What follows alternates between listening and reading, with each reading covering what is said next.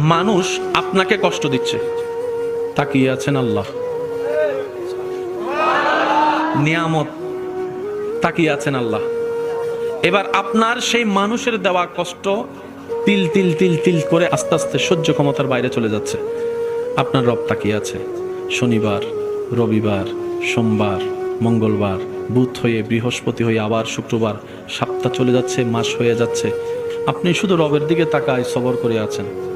রবের যেই দিন ইচ্ছা হবে, রব ফেরেশতাকে বলবে, কিরে আমার বান্দাকে মাসের পর মাস, বছরের পর বছর কষ্ট দিচ্ছে, সেইভাবে ধৈর্য ধরে সহ্য করে আছে কেন? ফেরেশতা বলবে, আল্লাহ তোমার হুকুমের অপেক্ষায় বসে আছে, তোমার হুকুমের অপেক্ষায় বসে আছে।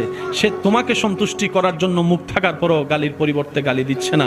আল্লাহ সে তোমাকে রাজি করার জন্য মারের পরিবর্তে মার দিচ্ছে না।